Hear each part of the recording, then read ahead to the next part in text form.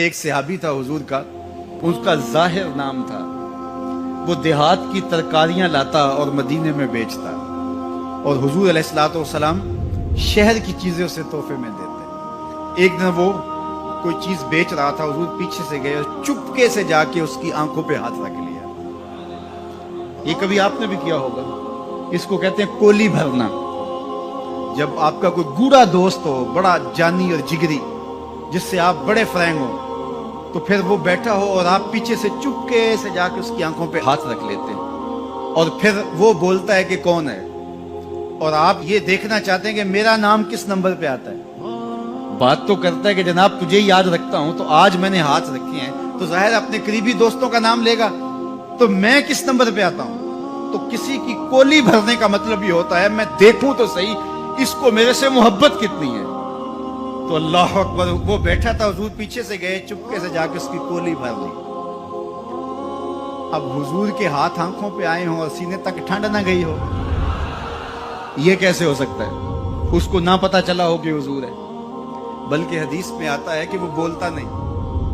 حضور آنکھیں دبا رہے ہیں اور وہ بولتا نہیں، بلکہ جب اس کو یقین ہو گیا کہ حضور ہی ہیں، تو اس نے اپنی کمر کو پیچھے حضور کے سینے سے جوڑ کے رگڑنا شروع کر دیا، اور حضور دبا رہے ہیں کہ یعنی وہ بتائے کہ میں کون ہوں، لیکن وہ بولتا ہی نہیں ہے۔ مجھے میاں صاحب یاد آئے، لوگ تو اس کو مجاز کے معنی میں لیتے ہیں، میں یہاں یہ شعر پڑھتا ہوں۔ سفنے دے وچ ماہی ملیا تے گل وچ پا لیاں باواں، سفنے دے وچ ماہی ملیا تے گل وچ پا لیاں باواں، ڈر دی ماری اکھ نہ کھولاں متا پھر وچھڑ نہ جاواں، ڈر دی ماری اکھ نہ کھولاں متا پھر وچھڑ نہ جاواں۔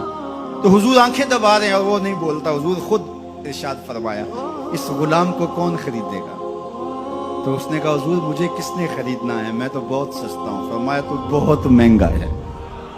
اللہ اکبر، تو اللہ کے ہاں بہت مہنگا ہے۔ تو حضور یوں بھی پیار کیا کرتے۔ تو نام کوئی اور تھا، حضور نے لاٹ سے کہا ذوالیدین، او دو ہاتھوں والے، نام ہی دو ہاتھوں والا پڑ گیا۔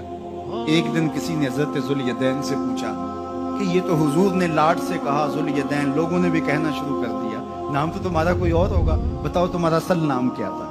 حضرت ذوالیدین بولے میرا اصل نام وہی ہے جو حضور نے رکھ دیا ہے۔ ساری زندگی اپنا نام ہی نہیں بتائے، کہا میرا وہی نام ہے جو حضور نے رکھ دیا ہے۔ حضرت سفینہ رضی اللہ تعالیٰ عنہ، اللہ اکبر، سفینہ کس طرح ان کا نام پڑا؟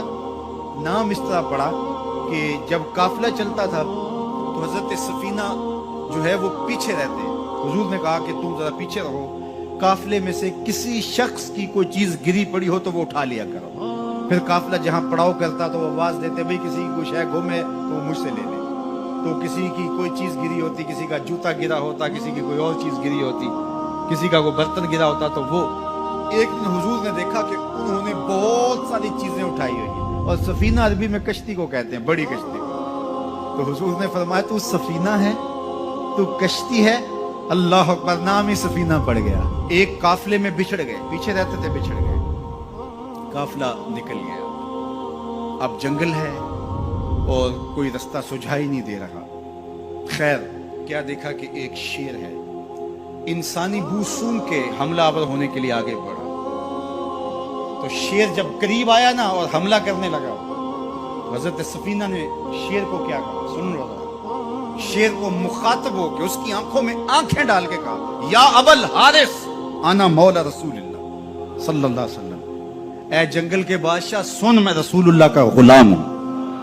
بس آپ کے کہنے کی دیر تھی، اس نے دم ہلانا شروع کر دیا، اور وہ آگے آگے چلتا تھا۔ راوی لکھتا ہے کہ وہ آگے آگے دوڑتا تھا اور آوازیں نکالتا تھا، اور اگر اور کوئی جانور ہوتا تو اس کو بھی کہتا پیچھے ہٹو۔ وہ پروٹوکول گاڑی نہیں ہوتی، وہ پروٹوکول کے طور پہ آگے آگے چل رہا تھا، یہاں تک کہ قافلے تک پہنچا کے پھر واپس آتا ہے۔ جو خدا اور رسول کا ہو جاتا ہے زمانہ اس کا ہو جاتا ہے۔